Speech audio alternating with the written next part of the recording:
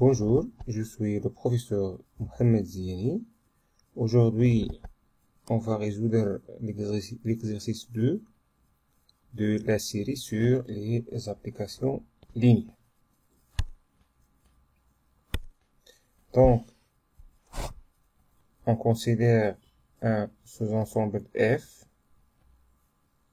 qui est défini par tous les vecteurs de A3 tels que la première composante moins la deuxième composante est égale à A0. Autrement dit, que la première composante est égale à la dernière composante. Dans la première question, on vous demande de démontrer que F est un sous-espace vectoriel de A3 et trouver une base de cet espace vectoriel. Voilà.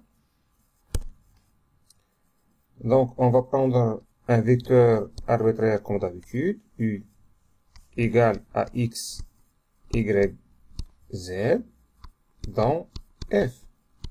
Alors, ce vecteur, les composants de ce vecteur vérifient que X moins Z égale à 0. Ou encore, X égale à Z avec Z est un paramètre. Dans ce cas-là, parce que cette équation, X moins Z égale à 0, admet une infinité de solutions. Il suffit de varier Z pour trouver X.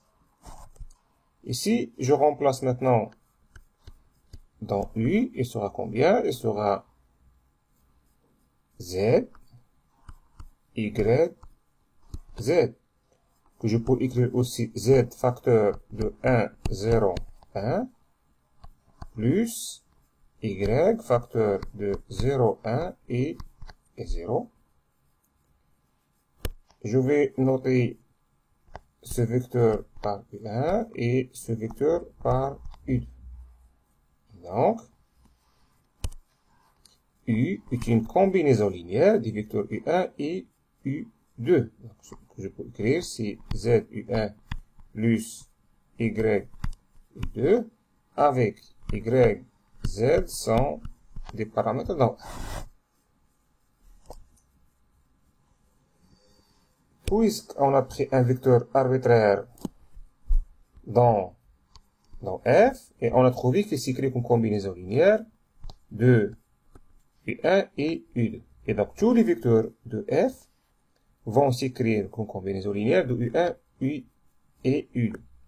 Et ceci implique que, effectivement, que F, c'est le vecteur de U1 et U2.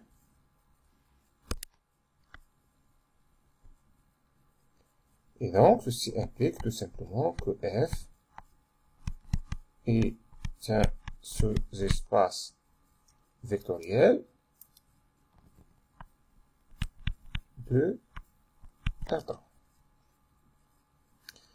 Pour trouver une base de F, il faudra remarquer que la famille B qui est égale à U1 et U2 est une famille génératrice de F. Parce que F s'écrit sur la forme des vecteurs de U1 et U2. On va noter ça B1 par exemple. Et il est facile de vérifier que B1 est libre. Il suffit de prendre deux scalaires alpha bêta, tel que alpha U1 plus bêta U2 égale à 0 de R3, et vous allez trouver facilement que alpha bêta égale à 0. Ces deux conditions vont nous donner que B1 est une base de F et la dimension de F est égale à 1. Voilà, on va garder ce résultat qu'on va utiliser dans les autres questions. Maintenant, on va essayer de résoudre la deuxième question.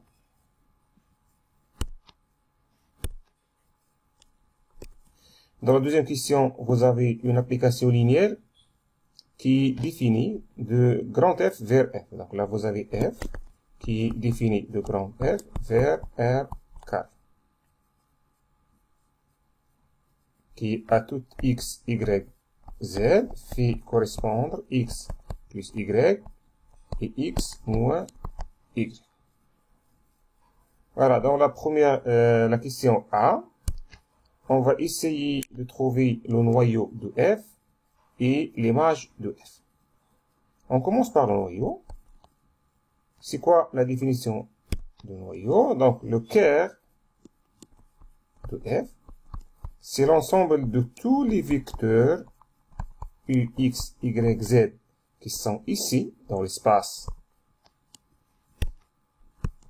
de départ, tel que F de U égale à 0 dans l'espace d'arrivée qui est 0 de R carré.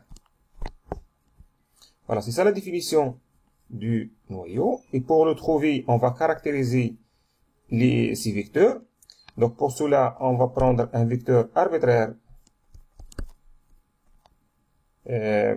appartenant à cœur de F.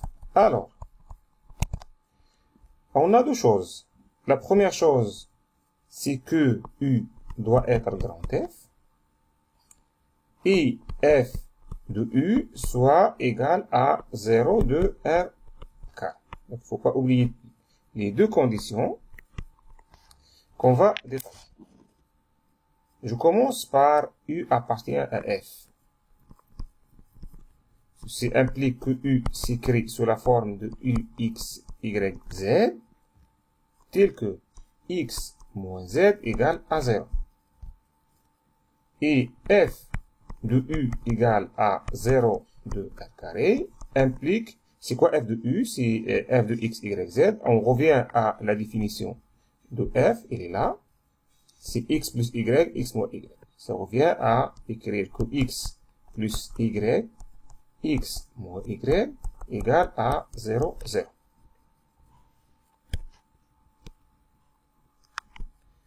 Ceci, ça va nous donner un petit système linéaire à résoudre, que je vais écrire ici. Donc là, on aura X moins Z égale à 0, X plus Y égale à 0, et X moins Y égale à 0. Donc là, c'est un système linéaire à résoudre par la méthode de Gauss. Donc, on aura X moins Z égale à 0. Je vais éliminer X dans la première, deuxième équation et la troisième. Donc, X moins X, c'est 0. Y moins 0, c'est Y. Et 0 moins Z, ça sera plus Z. Et de la même manière, ici, on va faire la troisième moins la première, ça sera 0. Moins Y plus Z égale à 0. Et on va éliminer Y dans la troisième équation. Je vais faire la somme, ce sera 2Z égale à 0. Ceci implique. Donc là, la troisième, ça va nous donner automatiquement que Z égale à 0. Et je monte dans la deuxième pour remplacer, et je trouve que Y égale à 0. Et puisque Z égale à 0, automatiquement X égale à 0 aussi. Et donc, on obtient que X égale à Y égale à Z égale à 0. Très bien. Donc là, je reviens pour remplacer dans U, que j'ai pris arbitrairement dans F. Et donc, ceci implique quoi? Que U égale à 0, 0, 0, qui égale à 0 de A3, c'est aussi le 0 de F. Pourquoi? Parce que F est un sous-espace vectoriel de A3. Donc, il a le même 0 que son père qui est A3. Et puisqu'on a pris un vecteur arbitraire dans le cœur de F, et donc le résultat, c'est que le cœur de F n'est autre que le 0 de A3, ou encore le 0 de F. C'est kiff-kiff, hein. Voilà, on a déterminé le noyau. Maintenant, on va déterminer l'image de F. Donc, n'oubliez pas que F, il est défini de grand F vers R carré, et on connaît une famille génératrice de grand F. Donc, vous avez grand F, c'est le vecteur de U1 et U2.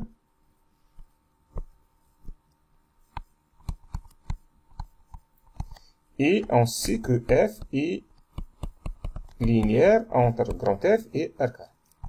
Et donc, ceci, ça va nous donner l'image de F. C'est le vecteur de F U1, F, U, U2. Je rappelle ici que U1 c'est 1, 0, 1 et U2 c'est 0, 1, 0. Il faut calculer ces images de U1 et FU2. Donc FU1 c'est F de 1, 0, 1 que je peux écrire ici 1, 1 égale à V1 par exemple.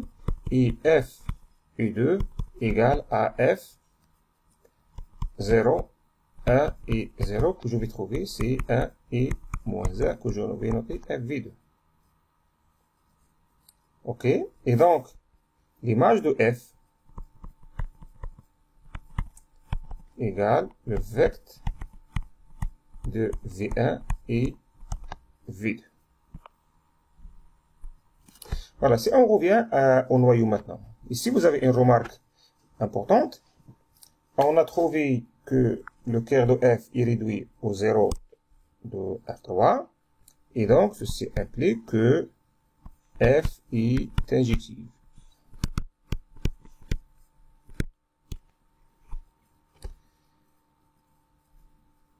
Maintenant, si on applique le théorème de Rho. Donc voilà, d'après le théorème de Rho, on sait quoi que la dimension de l'espace de départ, parce que petit f est défini de grand F vers A carré, égale à la dimension de cœur de F plus la dimension de l'image de F. Bien évidemment, la dimension de l'image F, on l'appelle le rang de F. On sait bien c'est quoi la dimension de grand F, c'est 2, et la dimension du noyau égale à 0, plus la dimension de l'image de F. Et donc, dans ce cas-là, on aura que le rang de F, c'est la dimension de son image égale à 2. Donc, si on veut chercher une base de l'image de F,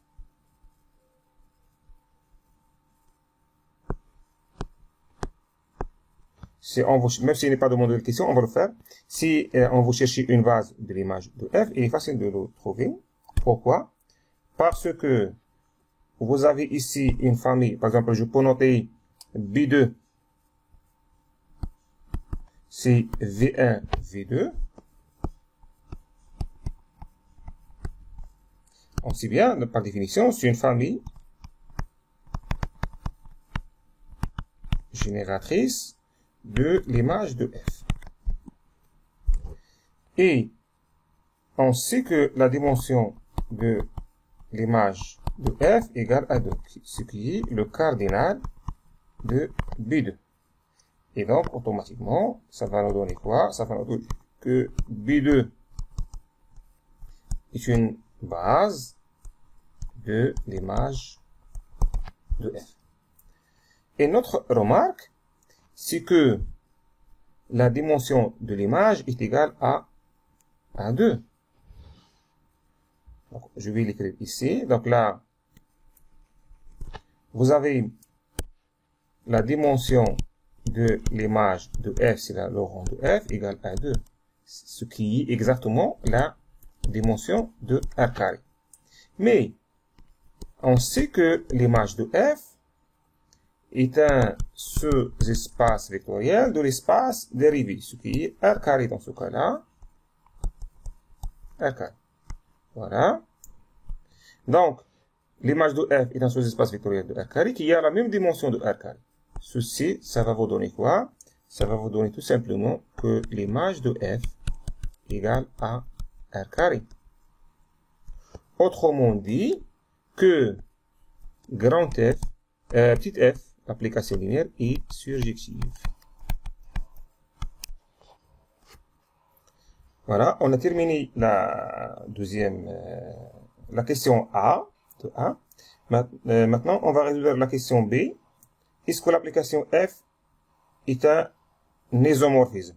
La réponse est oui. On peut le faire par plusieurs méthodes, parce que vous avez plusieurs données qu'on avait accumulées dans les autres questions. On a déjà démontré que f est injective, parce qu'on a trouvé que le clair de f est réduit à 0 de f qui est 0 de A3.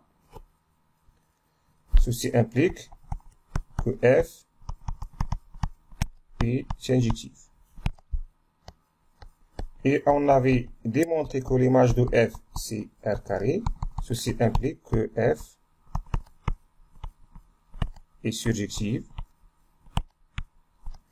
Ceci implique que f est bijective. Ceci implique f est un isomorphisme. Est un isomorphisme de f dans r carré. Je peux utiliser une deuxième méthode.